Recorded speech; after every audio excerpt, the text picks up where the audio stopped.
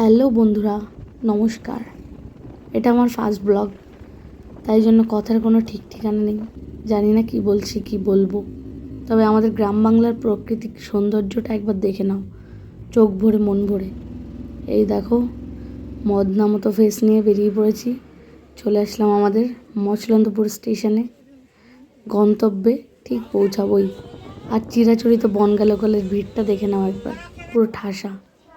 নেমে পড়লাম, ভিড় সামলে পুরো।